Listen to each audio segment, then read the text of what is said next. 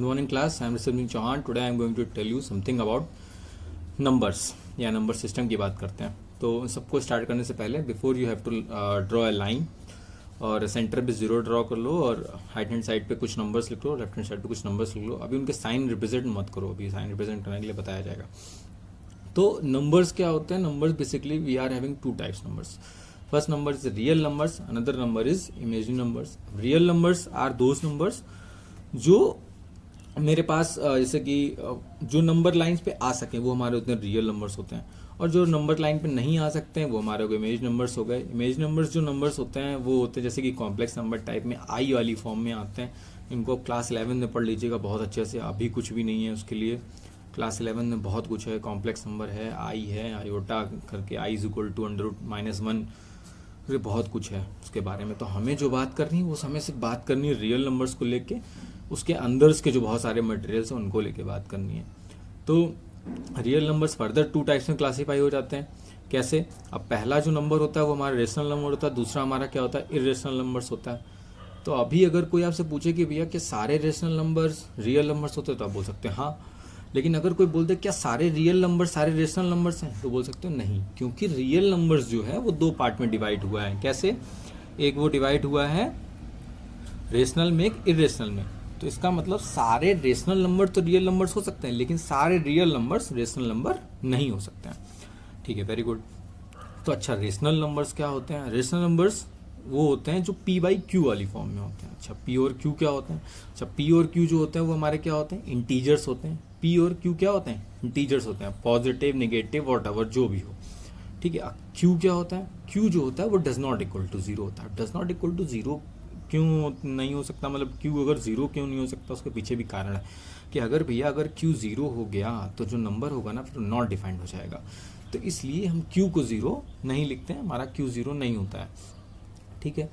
तो ये बात हो गई हमारी रेशनल नंबर्स की. लेकिन अभी भी बात खत्म नहीं हुई, अभी हमको और भी बहुत कुछ पता करना है कि ऐसे कुछ नंबर्स हैं जो p/q वाली फॉर्म में लिखे हुए हैं, फिर भी हम कंफ्यूज हो जाते हैं कि भैया ये रेशनल बोलें क्या इरेशनल बोलें.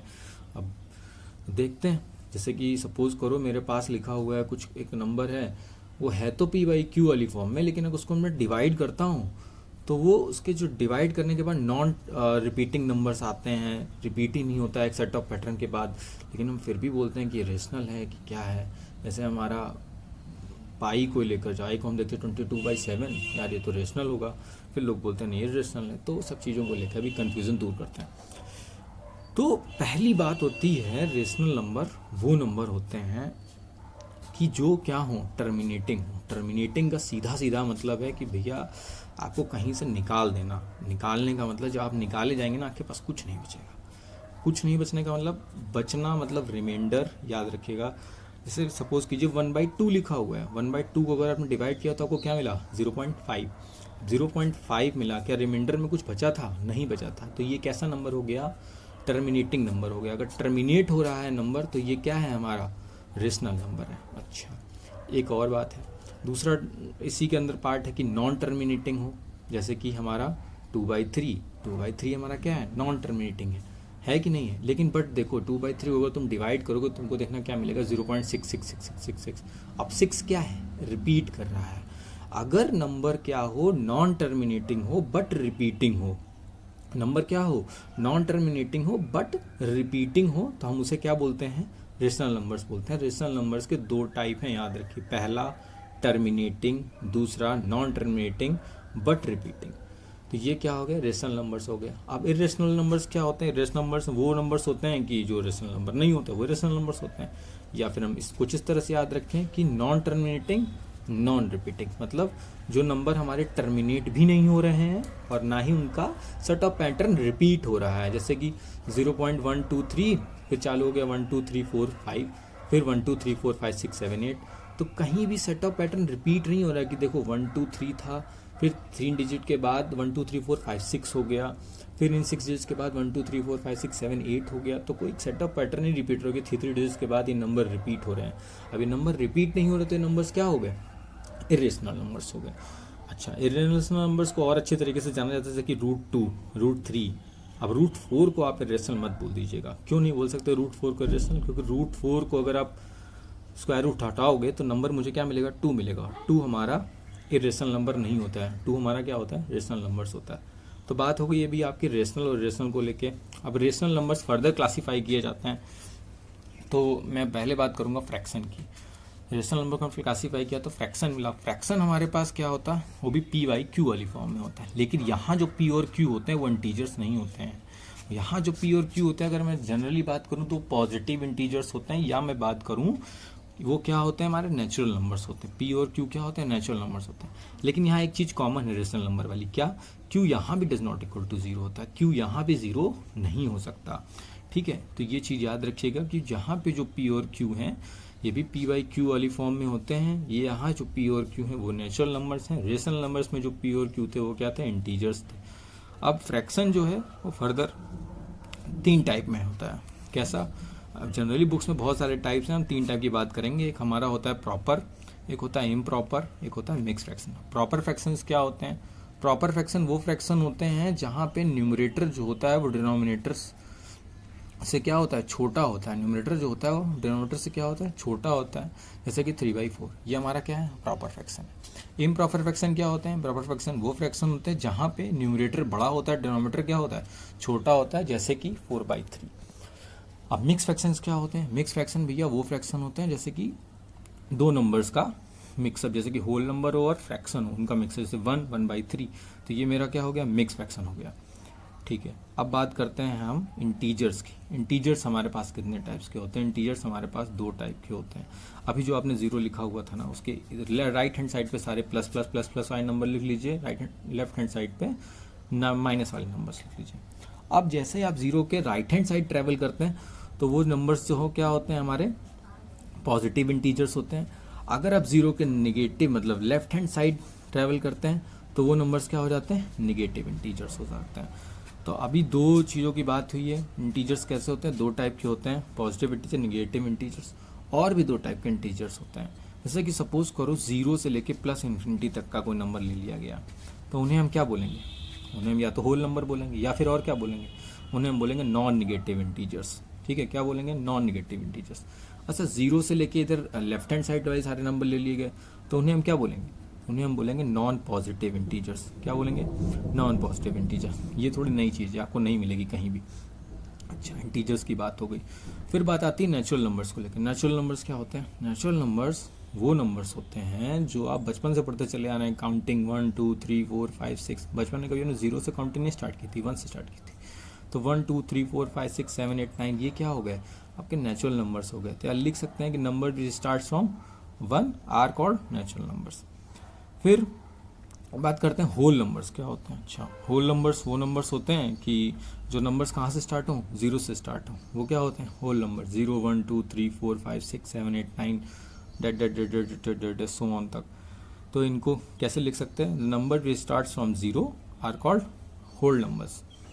तो ये रही बात आपकी होल नंबर्स को लेके, ये रही बात आपकी इंटीजर्स को लेके, रेशनल नंबर्स को लेके, रेशनल नंबर्स को लेके, और रही बात नेचुरल नंबर। अच्छा, तो बात हो गई अभी तक रेशनल नंबर, नेचुरल नंबर सबको लेके बात हो गई। अब बात करते हैं, हमारे पास और भी नंबर्स होते हैं, जैसे इवन नंबर्स होता है। इवन नंबर्स आप लोग जानते हैं, वो नंबर्स जो number that is divisible by 2 are called even numbers, and odd numbers are those numbers that are not divisible by 2। जो नंबर 2 से डिविजिबल ना हो वो ऑड नंबर्स हैं, जो नंबर 2 से डिविजिबल हो, 2 से डिविजिबल हो, वो तुम्हारे क्या हैं, इवन नंबर्स हैं। इन सबकी कहानियों को लेके एक और बात करते हैं। सबसे मोस्ट इंपॉर्टेंट नंबर है हमारा प्राइम नंबर। प्राइम नंबर में बहुत भारी बहस छिड़ जाती है। तो प्राइम नंबर्स क्या होते हैं, प्राइम नंबर्स जो होते हैं इनके पास सिर्फ और सिर्फ 2 फैक्टर होता है, सिर्फ और सिर्फ। एक तो वो खुद और एक उनका 1, सबका मालिक एक वाला हाल है वो, और एक वो खुद। जैसे कि सपोज करो 3 है या 5 है, ये सब क्या है, प्राइम नंबर्स हैं। 3 और 5 क्या है, प्राइम नंबर्स हैं। इनके पास क्या है, सिर्फ 2 फैक्टर है।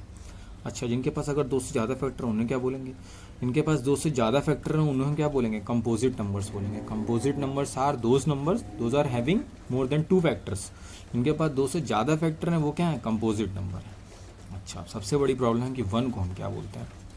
तो 1 को लेके बहुत भारी बहस है कि 1 क्या करे, 1 क्या करे। 1 को इवन नंबर भी नहीं बोल रहे हैं, ना 1 को प्राइम नंबर बोल रहे हैं, ना 1 को कंपोजिट नंबर बोल रहे हैं। तो 1 से पूछा गया कि 1 तुम्हारे पास क्या क्या है, तो 1 ने बोला मेरे पास एक ही फैक्टर है, मेरा खुद का। तो प्राइम नंबर बोला नहीं, हमारे पास तो वो लोग हैं जिनके पास 2 फैक्टर हैं, इनके पास सिर्फ और सिर्फ 2 फैक्टर है, वो हमारे पास है। जैसे 3 है, 5 है, 7 है, 11 है, ये सब क्या है हमारे पास, ये हैं। तो हमारे पास ये सब हो गए हमारे प्राइम नंबर्स हो गए। तो वन ने बोला अच्छा ठीक है, अगर मैं तुम्हारे पास नहीं जाऊँगा तो मैं फिर कंपोजिट नंबर के पास जाऊँगा। तो कंपोजिट नंबर में बोला कि हमारे पास तो वो लोग हैं जिनके पास मोर देन 2 फैक्टर्स हैं। अच्छा, मोर देन 2 फैक्टर्स की बात हो रही है, तो मतलब जैसे कि हमारे पास हो गया 6, तो वन तो फिर टेंशन में आ गया, आप किधर जाए, ना उसके पास प्राइम नंबर में है ना वो कंपोजिट नंबर में है। तो वन को हम क्या बोलते हैं, वन बोलते हैं ना तो मैं प्राइम हूँ ना ही मैं क्या हूँ, कंपोजिट नंबर है। Means one is neither prime nor composite number. तो ये बात क्लियर होगी। अच्छा, तो लोवेस्ट प्राइम नंबर क्या होता है, तो लोवेस्ट प्राइम नंबर हमारा क्या है, 2 है। 2 क्या है हमारा लोवेस्ट प्राइम नंबर। अच्छा, तो अभी प्राइम नंबर की बात हो गई, कंपोजिट नंबर की बात हो गई। अभी जो बात और बाकी है हमारी, बाकी को प्राइम नंबर को लेकर सबसे इम्पॉर्टेंट, सबसे ज़्यादा ज़रूरत क्लास 10th में इसी की है। याद रखिएगा, बहुत ज़्यादा सवाल आएंगे। अभी क्लास 10 में एक्सरसाइज खोलिएगा 1.3, इसमें √2 √5 रिलेशन प्रूफ करने को जब बोला जाएगा ना, सबसे ज़्यादा ज़रूरत इसी की आएगी। और लोगों को यही क्लियर नहीं होता है, फिर आगे दिक्कत होती है। तो को प्राइम नंबर्स क्या होते हैं, वो नंबर्स जिनका कॉमन फैक्टर हो, लेकिन क्या हो, सिर्फ और सिर्फ 1 हो। ऐसा मतलब नहीं है कि को प्राइम बोला है तो कॉमन फैक्टर 2 भी नंबर से कोई भी कॉमन फैक्टर ले। जैसे 4 और 6 का बोला तुमने कि भैया 4 और 6 में 2 कॉमन है, तो जी नहीं, 4 और 6 को प्राइम नंबर्स नहीं है। को प्राइम नंबर्स का सीधा सा मतलब है कि वो नंबर्स जिनके पास सिर्फ और सिर्फ एक कॉमन फैक्टर हो, वो भी क्या हो, 1 हो। जैसे कि 5 और 7, 4 और 7, ये क्या हैं, को प्राइम नंबर्स हैं। को प्राइम नंबर्स होते हैं जिनका सिर्फ और सिर्फ एक कॉमन फैक्टर हो, 1, और वो भी क्या हो, जैसे कि 5 और 7 हो गए, 4 और 7 हो गए, या 4 और 9 हो गए। तो ये हमारे क्या हैं, को प्राइम नंबर्स हैं जिनका HCF क्या हो, 1। ये हो गया आज के लिए, इतना ही है। और कुछ अगर बचता हो तो बताइएगा, कुछ बाकी हो। मेरे हिसाब से तो कुछ नहीं बाकी है, अगर कुछ भी फिर भी लग रहा हो तो बताइएगा। Thank you so much.